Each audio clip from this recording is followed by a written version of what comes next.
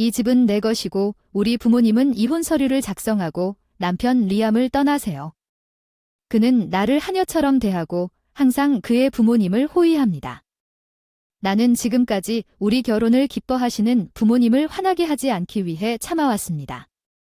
그 사람들 앞에서 이러는 건 돼서 알았어 원하는 대로 할게 화난 부모님을 데리고 방에서 나갔어. 그 사람은 언제쯤 자기 잘못을 다 이해해 주실까 그 순간이 너무 기대돼. 제시카 29세 제가 태어났을 때 부모님은 모두 40세였는데 정말 아이를 갖고 싶었지만 당시에는 불임 치료도 잘 안 되어 힘들고 출산을 앞두고 슬픔을 많이 겪었습니다. 올라와서 지금도 즐겁게 얘기해요. 부모님이 그토록 기다리던 아이였거든요. 옛날 사진을 보면 부모님이 저를 얼마나 아끼시는지 느껴요. 부자는 아니었지만 그들은 내 생일 부활절이나 유치원 졸업 같은 특별한 날을 크게 축하해 주었고 내가 영어를 배우거나 독서, 것에 관심을 보일 때마다 그들은 내 교육에 엄청난 지원을 해주었습니다. 저를 영어 수업에 등록시키고 책을 많이 사주세요. 공부에 도움이 된다면 항상 말하더군요. 그러면 우리가 그렇게 하도록 하겠습니다. 돌이켜보면 그들이 그 모든 비용을 지불하기 위해 애썼을 거라 생각했지만 결코 포기하지 않았습니다. 그들은 항상 얼굴에 미소를 띠고 내가 나이가 들면서 학교에서 자랄 때마다 큰 축하를 보냈습니다. 친구들은 때때로 부모님이 생각했지만 그것은 나를 괴롭히지 않았습니다. 나는 우리 둘 다 중매 서비스를 통해 남편 레온을 만났습니다. 연로하신 부모님과 외동아이였기 때문에 비슷한 상황으로 인연을 맺었고 취미를 공유하며 좋은 대화를 나눴고 우리 관계는 순조롭게 진행되어 결국 결혼을 하기로 결정했습니다. 부모님은 결혼식에 너무 기뻐하시고 처음에는 사랑의 눈물로 결혼을 축복해 주셨습니다. 저는 결혼하고 일을 하고 있었어요. 우리 둘 다 연로하신 부모님이 계시는데 불만은 아니었지만 그들이 더 젊었으면 하고 바랄 수밖에 없었어요. 나이가 들면 아이를 키우기가 힘들죠. 우리는 곧 가정을 꾸리고 싶었어요. 소리는 아이를 키우는데 집중하기 위해 직장을 그만두라고 제안했습니다. 저는 제 직업을 사랑했지만 그의 말은 이해가 되었습니다. 어머니가 야간 근무에 대해 말씀해 주셨고 그로 인해 받는 스트레스와 그것이 그들의 임신 능력에 어떤 영향을 미칠 수 있는지 말씀해 것이 기억났습니다. 직장을 그만두고 아이를 낳기에 적합한 환경을 조성하는 데 집중하는 것이 좋겠다고 생각했습니다. 레온도 우리 아이가 크면 언제든지 다시 일할 수 있다고 말하여 다행스럽게도 마음이 편해졌습니다. 나는 원할 때 언제든지 다시 일할 수 있다는 전문 자격증을 가지고 있었기 때문에 직장을 그만두고 전업주부로 일하는 데 집중하기로 결정했습니다. 그러나 우리가 결혼한 후 레온은 나를 동등하다고 생각하기 전에 태도가 갑자기 나보다 나은 것처럼 행동했다. 주부로 일하기가 쉽지 않다. 하루 3끼 요리를 해야 하고 빨래도 해야 하고 혼자 살 때는 별것 아니던 일들도 힘든 일이 됐다. 특히 레온은 정말 그랬기 때문이다. 모든 것에 까다롭고 어떤 것도 놔두지 않을 것입니다. 저녁 식사는 항상 최소한 3가지 요리가 있어야 하고 아침 식사로는 뜨거운 팬케이크가 있어야 합니다. 엄마가 일하시는 동안에도 일어나서 양복과 셔츠가 옷걸이에 준비되어 있어야 합니다. 내 가방을 들고 가세요. 그는 마치 그것이 주부가 해야 할 최소한의 일인 것처럼 말하곤 했습니다. 제가 반대하려고 할 때마다 부모님은 항상 그렇게 하셨죠. 그는 당신의 주부를 꺾을 것입니다. 그 사람이 된 돈은 내가 그 사람 돈 쓴다고 불평하는데도 불구하고 린이 가계비로 준 돈은 거의 다 갚았어. 나는 돈을 절약할 방법을 인터넷에서 검색하면서 예산을 주의 깊게 관리하면서 하루를 보낸다. 어느 날 내가 가야 한다고 말했다.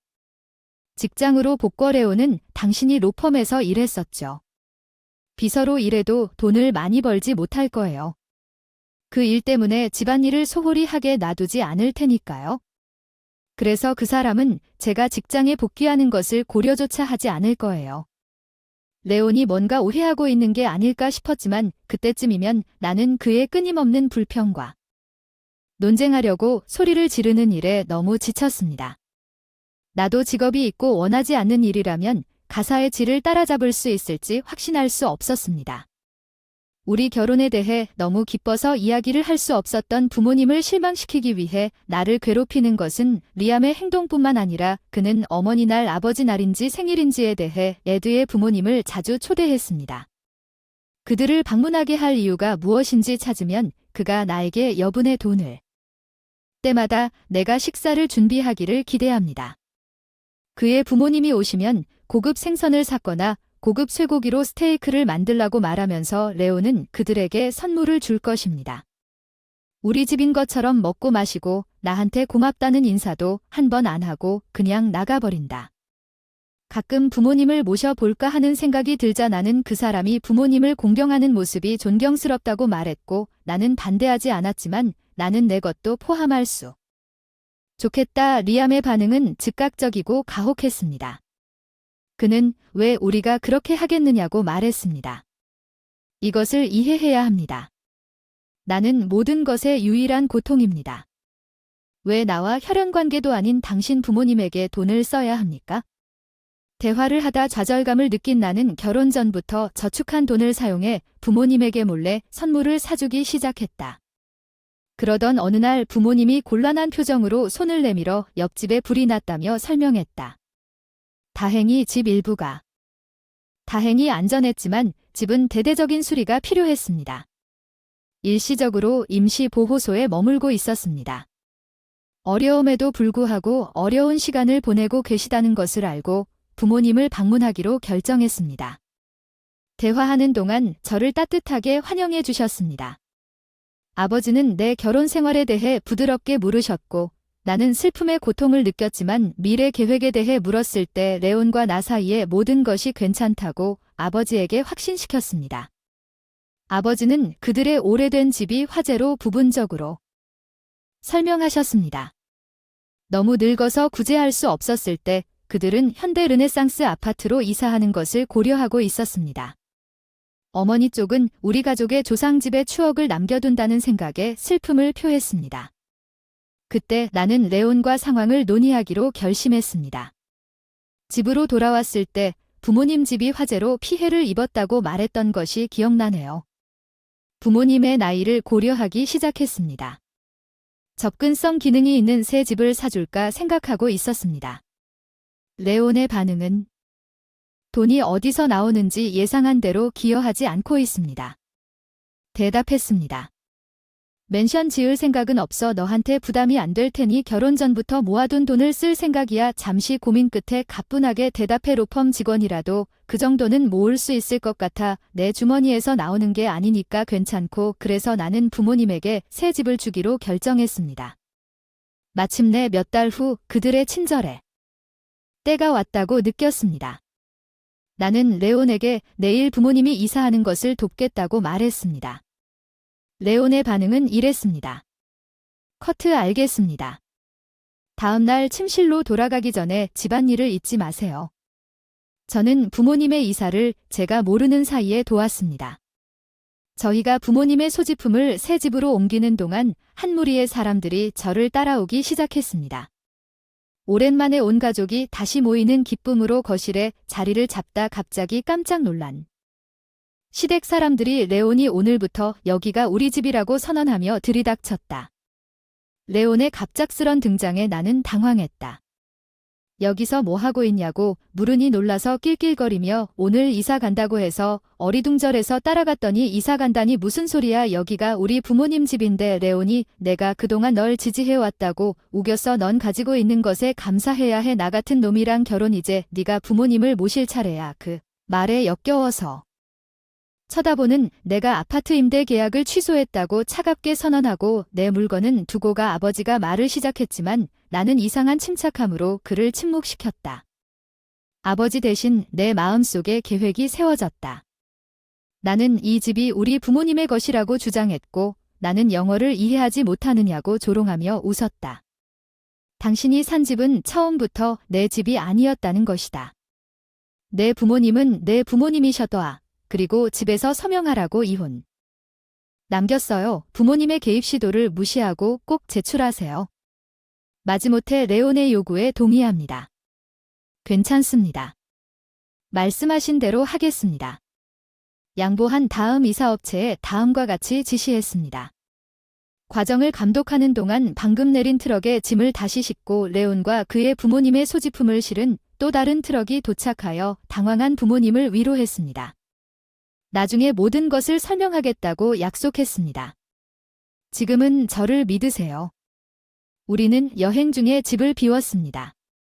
나는 상황을 누구에게 공개했습니다. 부모님, 나는 지금까지 침묵을 지켰습니다. 이야기를 듣고 고백했습니다. 그들은 상황의 심각성을 이해하고 나의 행동을 칭찬했습니다. 그들의 칭찬은 어렸을 때 받았던 칭찬을 연상시키는 친숙한 기쁨을 내 안에 불러일으켰습니다. 몇 주 후 내 전화가 끊임없이 울렸고 한숨을 쉬며 화면에 레온의 이름이 깜박였습니다. 인사도 하기 전에 마지못해 전화를 받았습니다. 레온이 당신이 구입한 이 집에서 무슨 일이 일어나고 있는지 방해했습니다. 누군가가 내가 않으면 경찰에 신고하겠다고 협박했습니다. 네, 맞아요. 다음에 무슨 일이 일어날지 대비하고 있음을 확인했어요. 리암의 목소리는 믿을 수 없다는 표정을 지었어요. 그래서 당신이 우리 집이라고 말했을 때 당신은 이 임대를 의미한 거였죠. 나는 오해에 웃지 않을 수 없었고 그의 반응은 즉각적이었고 퓨리어스는 웃지 말고 설명했다. 이 집은 심호흡을 하는 부모님을 위한 집이 아니었나요? 얽힌 오해의 그물을 풀기 시작했습니다. 위해 구입한 집이 리모델링을 하고 있었는데 수리업체의 실수로 어떻게 된 일인지 일련의 과정을 레온에게 밝혔습니다. 그들은 우리가 수리가 완료될 때까지 모델하우스에 머물도록 주선했지만 레온과 그의 부모는 레온이 복수의 기회를 잡는 상황을 설명하기 전에 실수로 모델하우스로 이사했습니다. 폭발나는 그 실현 이후 그의 오해에 동조하기로 결정했습니다. 나는 모든 소지품을 임대 보관소로 옮기고 레온의 지시에 따라 부모님과 함께 일시적으로 호텔에 넣습니다. 이혼 서류를 진행하여 궁극적으로 결혼을 끝냈습니다. 부모님은 소원을 표현했습니다. 나는 이전에 그들에게 털어놓았지만 그동안 부모님과 함께하는 것이 매우 중요하다고 생각하며 모든 것이 매우 중요했으며 레온과 성공적으로 헤어졌고 이제 새로 개조된 집에 행복하게 정착했습니다. 레온에게 새 주소를 보내 우리가 어디에 있는지 알지 못하게 했고 한 번은 내가 단지 전업주부일 뿐이고 경멸하는 마음으로 그 없이 자신을 부양할 계획인지 의문을 제기했습니다. 나는 지금까지 당신이 착각했다는 것을 분명히 했습니다. 저는 사실 전문 변호사입니다. 레온은 중매 서비스에서 처음 만났을 때 혼란스러운 반응을 보이며 당황한 것처럼 보였습니다. 제가 법률 회사에서 일한다고 언급했을 때 레온이 제 직업에 관해 물었던 것을 기억했지만 그는 제가 변호사라고 생각했습니다. 비서라는 말을 했을 때 사람들이 부정적으로 반응하는 것에 익숙해졌기 때문에 그 당시에는 그를 바로잡지. 린이 여전히 나를 비서로 생각하고 있다는 사실에 놀랐습니다. 동등한 파트너보다 주부의 생각을 깨닫고 나는 결혼하면서 침착하게 설명했습니다. 결혼 전 저축으로 구입한 재산에 대해 정당하게 소유권을 주장할 수 있으며 내 권리를 주장했습니다. 당신은 법정에서 해결할 수 있다는 이의가 있지만 결과는 분명합니다. 그 침묵으로 인해 레온의 말을 무시하고 저를 맞이했습니다. 저는 그에게 부모님을 모시고 간단히 작별 인사를 한 뒤 통화 세부 도달했습니다. 전 동료를 통해 지금은 동료 변호사가 되었습니다. 그의 반복적인 연락 시도에도 불구하고 법적 대리를 통해서만 그와 소통해야 한다는 것을 알았습니다. 린은 각자의 변호사와 협상한 후 결혼 기간 동안 지출한 돈의 반환을 계속 요구했으며 마지못해 파악했습니다. 그의 요청의 비실용성은 실망스럽지 않았지만 그러한 반응은 결국 내가 그의 주장에 따라 전업주부가 되었고 주부로서의 의무를 다하여 우리 가족을 부양하는 것이 남편으로서의 의무였기 예상할 수 있었던 일이었습니다. 레온이 시작한 우리 아파트 임대 계약이 종료되어도 그는 결코 흔들리지 않았습니다. 그는 현재 머물 곳이 없다는 것을 알게 되었습니다. 그는 그의 부모님이 3명 살고 있는 비좁은 콘도에 재정착했습니다. 제한된 공간을 공유하면서 레온의 재정 상황은 끔찍했습니다. 그의 적은 급여와 더불어 개인적인 목적과 부모님을 위한 선물에 아낌없이 지출한 덕분에 이전 상황에도 불구하고 그는 거의 비참해졌습니다. 레오는 큰 집을 갖고 싶다는 욕구를 표현하기 시작했는데 제가 부모님에게 불필요하게 집을 사고 싶다는 열망을 언급한 후 이 계획을 꾸민 것 같았습니다. 그의 계획이 극적으로 실패했다고 말하면 임시 거주지라도 우리가 조용히 떠날 것이라고 가정한 것은 거의 우스꽝스러울 정도의 순진함을 보여주었습니다. 내 전남편이 이제 집에서 부모님을 돌보는데 얼마나 지쳤는지 깨닫는 것은 실망스럽습니다. 비좁은 콘도 레오는 지속적으로 화해를 추구했지만 있습니다.